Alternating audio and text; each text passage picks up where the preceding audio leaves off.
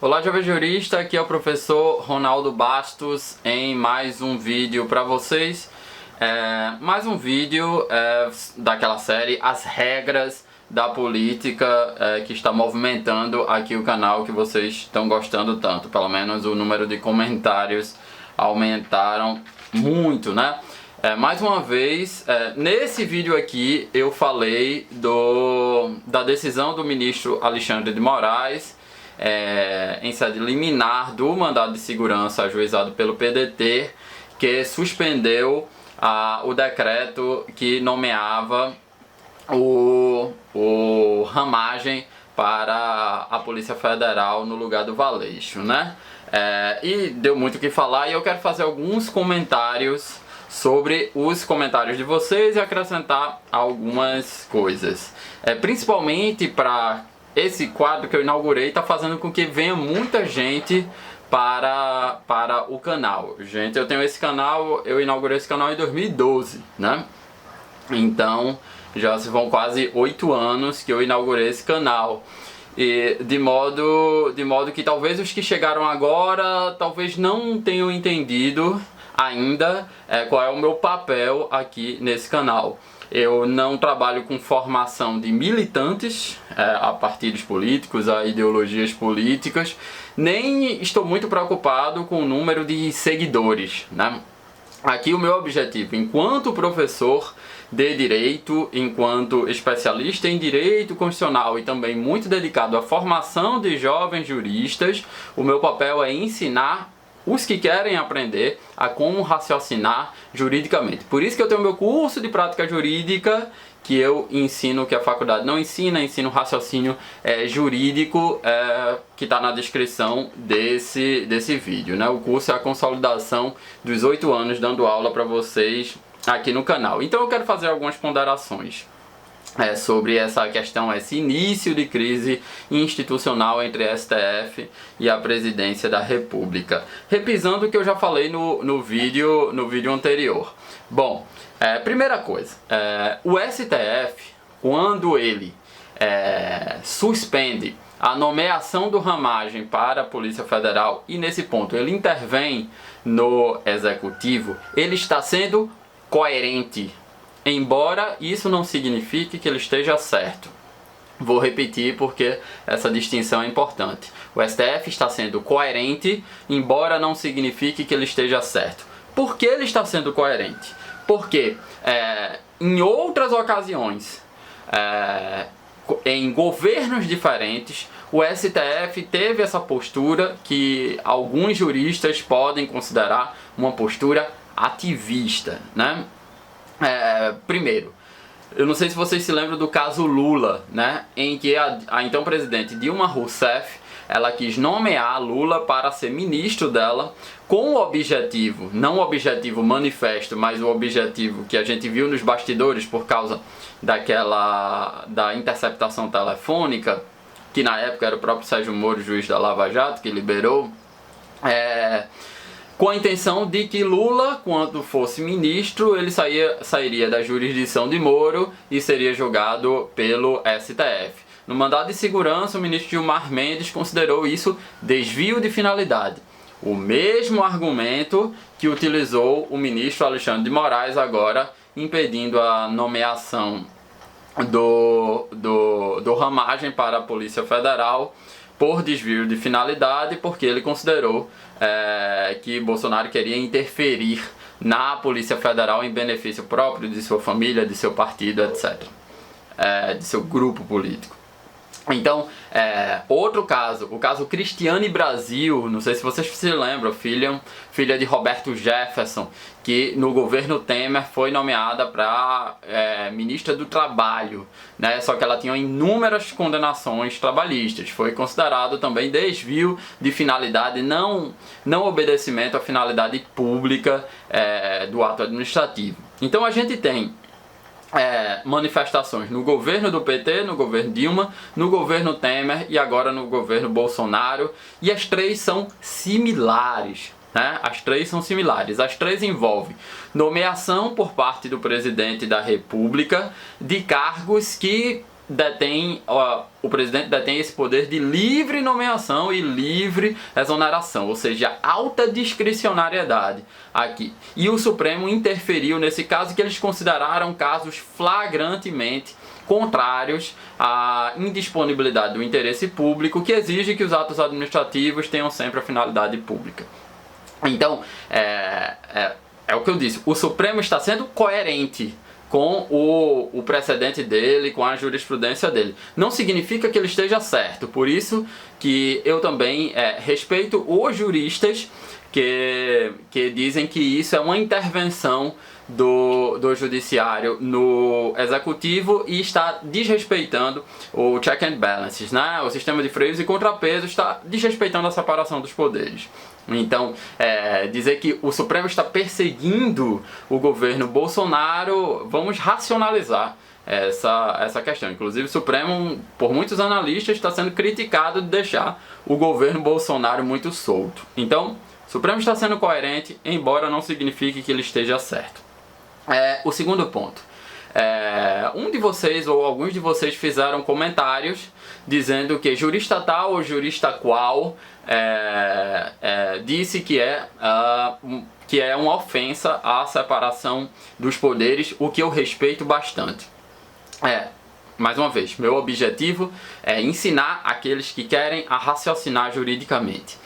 E quando a gente vai raciocinar de modo técnico, a gente tem que levar em conta que o lugar social que um jurista ocupa pode influenciar o seu entendimento sobre questões jurídicas. Por que eu estou dizendo isso? É possível que, e alguns juristas que vocês indicaram naquele vídeo, eles se enquadram nessas questões, é provável que um juiz de direito, quando vá falar dessa decisão do ministro Alexandre de Moraes, defenda a decisão. Porque é provável que esse juiz de direito considere que o Poder Judiciário tem essa competência de controlar os atos administrativos do Executivo que sejam contrários a princípios constitucionais. Por quê? Porque isso dá mais poder aos juízes. Do outro lado, é possível que aqueles que critiquem a decisão do STF, eles sejam, como de fato em algum dos comentários é o caso, procuradores do Estado, advogados públicos. Em geral, advogados públicos criticam a intervenção do judiciário no executivo porque faz parte da função do advogado público defender o executivo, né? Então, eu não estou dizendo que vocês escolham uma ou outra. Eu só estou dizendo que quando vocês vêm aqui nos comentários e falam que não, porque o jurista tal disse isso, é preciso a gente ter essa noção de que cargo ocupa esse jurista. Será que esse jurista teria a mesma opinião se ele estivesse do outro lado? E como é que é possível fazer isso? É possível fazer isso ao indagar a esses juristas, por exemplo, se ele tinha a mesma opinião. Por exemplo, o jurista que critica essa decisão de Moraes porque é uma decisão que ofende a separação dos poderes. Ele tinha essa mesma opinião no caso Lula, sobre o governo do PT, ou no caso Temer, no caso Cristiane Brasil, sobre o governo de Temer. Então, se esse jurista ele tinha essa mesma opinião nesses três casos, eu respeito. Embora é preciso combinar essa questão com a questão de que posição social esse jurista ocupa. Advogados públicos, em geral, vão criticar decisões que queiram tolher o executivo, e juízes, de modo geral, vão defender decisões que sejam mais ativistas, digamos assim, em torno de um bem maior. E, em época de polarização, não dá para desprezar o tipo de jurista que você está falando, se é um jurista bolsonarista ou é um jurista petista. Eu não estou dizendo que se você votou no PT ou se você votou no governo Bolsonaro, isso impede você de ter decisões técnicas. Eu estou dizendo que militantes do bolsonarismo e militantes do petismo tendem, e qualquer militante tende a ver as coisas com uma racionalidade que, em geral, defendem as suas posições ideológicas, posições político-ideológicas. Então esse é um segundo ponto que eu queria que vocês, quando fossem analisar opiniões de juristas, levassem isso em conta. Um outro ponto que eu quero chamar a atenção de vocês é o seguinte: vocês estão preocupados com fatos ou vocês estão preocupados em seguir pessoas? O que é que eu estou querendo dizer? Na minha opinião jurídica, o governo Bolsonaro vem cometendo absurdos jurídicos, né, discrepâncias jurídicas, violações da Constituição desde o início do mandato do presidente Bolsonaro. E eu vejo que alguns colegas, eu tenho colegas de todo tipo, eu tenho colegas petistas, bolsonaristas também. Eu vejo que alguns colegas se decepcionaram com o Bolsonaro só quando o Sérgio Moro disse que ele queria interferir na Polícia Federal. Quando o governo Bolsonaro, do ponto de vista técnico, do ponto de vista jurídico, já vem cometendo muitas violações jurídicas que são flagrantes, né? Então a questão é: você está atento aos fatos jurídicos ou você deixou de seguir Bolsonaro para seguir Sérgio Moro? Ou só seguia Bolsonaro enquanto ele estivesse com Sérgio Moro? Então a questão é se você está analisando tecnicamente os fatos ou você está atrás de um herói, um salvador da pátria, né? Antes Salvador é Bolsonaro, mas agora o salvador seria Sérgio Moro presidente. Então análises jurídicas dependem de critérios técnicos. Eu não estou querendo dizer que você não tem que ter posições políticas, né? Eu estou dizendo que aqui no canal eu tento fazer análises jurídicas. Evidentemente que eu posso cometer algum equívoco em uma análise jurídica, mas do mesmo jeito que eu em algum momento eu posso criticar Bolsonaro, em outro momento eu posso dizer que ele está certo, como nesse vídeo aqui, que eu considero que é uma decisão equivocada e uma decisão ativista querer que Bolsonaro apresente seu exame de saúde sob pena de ofensa ao direito à sua intimidade. Dê uma olhada ali. Mais uma coisa. Bolsonaro fala de crise institucional, né? De crise institucional. E fala que o Moraes tomou uma decisão política porque se o Ramagem era amigo da família Bolsonaro e isso ofenderia a ideia de finalidade pública e o princípio da impessoalidade, isso teria ofendido também a nomeação que o Bolsonaro fez de Ramagem para a ABIN. E aí Bolsonaro tenta fazer um link, uma comparação entre a ABIN e a PF. Para ele é a mesma coisa, Polícia Federal. Veja, eu digo que Bolsonaro está certo, mas não está totalmente certo ao mesmo tempo. Ele está certo porque, do ponto de vista teórico, como eu disse no vídeo anterior, todo ato administrativo tem que obedecer à finalidade pública, né? Só que a configuração da Agência Brasileira de Inteligência e o papel da Agência Brasileira de Inteligência é totalmente diferente da configuração e do papel da Polícia Federal. A Agência Brasileira de Inteligência tem por função produzir relatórios de inteligência. O que é isso? Produzir informações que vão servir de base para o Gabinete de Segurança Institucional, que é um assessor direto da Presidência da República, faz parte da estrutura da Presidência da República. Então, o que é produzido pela ABIN vai servir para o Presidente da República criar e executar políticas públicas. No que atina a Polícia Federal, e de modo que, como a ABIN é um braço da Presidência da República, a ABIN, institucionalmente, ela não vai produzir informações que vão incriminar o Presidente da República. Isso não é possível. Nenhuma agência de inteligência faz isso, né? Salvo desvios funcionais, que são aqueles agentes, uns Snowdens da vida, que fazem isso, mas vejam que eles saíram da corporação, da instituição. Já a Polícia Federal, segundo o artigo 144 da Constituição, ela detém a competência exclusiva de ser Polícia Judiciária da União, ou seja, investigar crimes federais. produzir inquéritos sobre crimes federais. E esses crimes federais podem ser cometidos, inclusive, pelo presidente da República. Que é o caso. A Polícia Federal está investigando, por exemplo, a manifestação que Bolsonaro participou, que pede intervenção militar, logo seria um atentado contra o Estado Democrático de Direito. Veja, então nesse contexto, você dizer que a mesma coisa, a nomeação do Ramagem para uma instituição, que é a Agência Brasileira de Inteligência, que tem por função ser um braço da Presidência da República, lhe dar informações sobre o que acontece no país, você dizer que a mesma coisa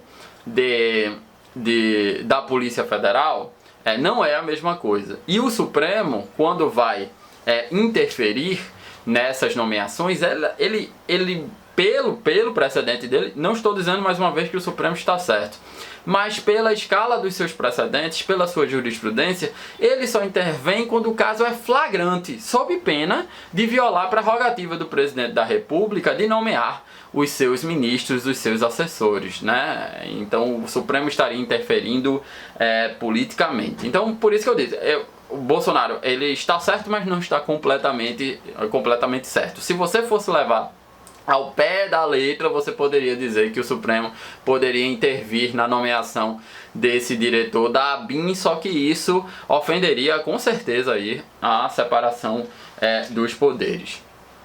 Pois bem, outro ponto que eu quero que vocês se manifestem aí nos comentários. Há uma discussão jurídica sobre esse mandado de segurança ele perdeu ou não o objeto. O que é isso? Toda ação judicial ela tem um objeto, né? Ela tem um pedido, né? Sobre alguma prestação, né? Por exemplo, uma guarda judicial ela tem uma ação de guarda, ela tem por função dizer qual é o pai ou a mãe que vai deter a guarda desse filho, administrar as coisas desse filho. Às vezes a guarda é compartilhada, às vezes é uma guarda única, né? Então o objeto dessa ação é a guarda. E como é que esse objeto é perdido e a ação não tem mais sentido? Imagine um filho que esteja sendo disputada essa guarda, e esse filho virou maior de idade. Se ele é maior de idade, ele tem capacidade de praticar todos os atos da vida civil, não há que se falar mais em disputa de guarda. Esse filho, ele morre, então não há mais que se falar em disputa de guarda. O mesmo vale para esse mandado de segurança. O objeto do mandado de segurança era suspender o ato de nomeação do Ramagem para a Polícia Federal. Depois que teve a decisão, o presidente da República revogou esse ato administrativo, essa nomeação. Então a ação perdeu o objeto. A questão é, o Supremo vai considerar, vai extinguir essa ação sem resolução do mérito, ou vai continuar a discutir essa ação? Por quê? Existem precedentes no Supremo, não vinculadas a mandado de segurança, não que eu conheça, mas vinculadas a ações diretas de inconstitucionalidade, que é controle concentrado de constitucionalidade, em que o Supremo ele evita que o Legislativo e o Executivo utilizem o Supremo como massa de manobra para seus interesses políticos. Qual é o exemplo que eu tenho para lhe dar? Imagine que tem uma lei que foi ajuizada, uma ação direta de inconstitucionalidade, o pedido é declarar a inconstitucionalidade dessa lei. E aí o Executivo, o Executivo e o Legislativo, eles ficam na espreita, vendo o que é que o Supremo vai fazer. Se eu sou Executivo e eu tenho interesse na manutenção dessa constitucionalidade, e eu estou vendo que o Supremo vai dar uma decisão de que a lei é constitucional, eu deixo o Supremo. Ou seja, o Supremo vai negar provimento a essa ação direta de inconstitucionalidade e, por conseguinte, vai manter a constitucionalidade da lei. Eu fico na espreita, eu deixo o Supremo fazer o trabalho dele. Mas se eu percebo que o Supremo vai declarar a inconstitucionalidade, o Supremo já está na fase dos votos, da decisão, aí eu tento acelerar um processo administrativo para um processo legislativo para revogar essa lei. Então veja que o Supremo está sendo usado como massa de manobra. O que é que o Supremo faz? O Supremo diz que a partir que a lei só vai poder ser revogada de modo a perder o objeto, o presidente sempre vai poder, o presidente e o legislativo sempre vai poder revogar essa lei sob pena do Supremo interferir indevidamente nesses poderes. Só que a revogação dessa lei só vai ter efeito para a perda do objeto da ação até a votação. Se já for feita a votação, não se perde mais o objeto dessa redação, desse processo, né, dessa ação. Por que eu estou dizendo isso? Porque o que é que pode acontecer? O Supremo pode ser usado como massa de manobra pelo Executivo agora. Por exemplo, o Bolsonaro ele revogou a nomeação do Ramagem. Só que ele já deu declarações, eu acabei de ver agora na imprensa, de que ele só revogou porque ele está cumprindo uma decisão judicial. Quando não é propriamente isso, que o mandado de segurança suspende a nomeação. O presidente não é necessariamente ele teria que revogar. Ele, pelo princípio da autotutela, ele pode revogar os atos administrativos que são inconvenientes ou inoportunos. Mas a decisão só suspende esse ato. O presidente não precisaria revogar. Imagine que com a revogação o Supremo declara que a ação perdeu o objeto. Assim que o Supremo diz que a ação perdeu o objeto, Bolsonaro vai lá e nomeia de novo. Imagine essa questão. Então o Supremo estaria sendo usado como massa de manobra, né? Nesse conceito eu acho que a relatoria é do ministro Barroso. Então mais uma questão para vocês devem escutar sobre isso nos noticiários, esse debate. Outra questão, uma última questão, deveria ser ajuizado um mandado de segurança ou uma arguição de descumprimento de preceito fundamental. Por quê? O mandado de segurança, que foi o ajuizado, ele depende de prova pré-constituída e direito líquido e certo. Talvez, só talvez, seria muito precário dizer que existe um direito líquido e certo à moralidade administrativa. Claro, existe um direito líquido e certo à moralidade administrativa, porque está prevista lá no 37 caput da Constituição. Mas a moralidade administrativa de todos os princípios administrativos previstos no 37, a legalidade, a impessoalidade, a eficiência, me ajudem aí, e a publicidade, a moralidade administrativa é o mais subjetivo desses princípios. Então, averiguar um direito líquido e certo, no caso concreto a moralidade administrativa, não é uma das coisas mais fáceis de se fazer. Então, talvez uma arguição de descumprimento de preceito fundamental fosse mais interessante, até porque teria mais possibilidade do plenário se manifestar e não apenas monocraticamente. No entanto, caso Cristiano Brasil e o caso Lula, não me lembro no caso Cristiano Brasil, mas com certeza no caso Lula também foi um mandado de segurança. E a última coisa que eu quero falar para vocês, que aí entra na minha área mesmo de expertise, foi o tema do meu doutorado, crises institucionais, a grande questão é que é gerada uma crise institucional não porque os poderes eles estão necessariamente agindo fora dos limites. Quando eles agem o tempo todo fora dos limites, claro, gera crises institucionais. Mas, às vezes, cada um está dentro das suas prerrogativas, mas mesmo assim se gera crises institucionais. Por que eu estou dizendo isso? Porque em um sistema democrático existe uma série de regras não escritas, digamos assim. E os poderes têm que, para usar uma nomenclatura americana, eles têm que se autoconter, self-restraint, né? Eles têm que se autoconter para permitir um diálogo maior. Se a todo momento todos os poderes fossem usar todas as prerrogativas, o Estado Democrático de Direito ia viver crises atrás de crises, né? Esse é um ponto.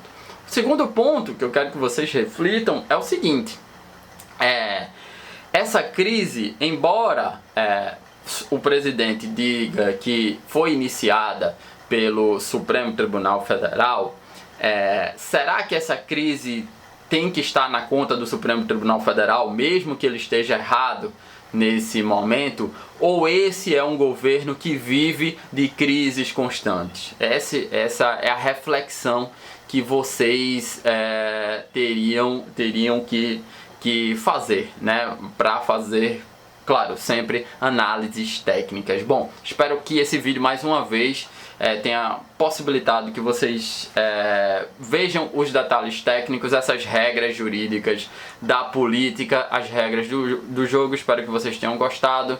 Se inscrevam no canal, dê um gostei ou dê um dislike se você não gostou desse vídeo e comenta aí pra gente manter esse debate. Até uma próxima.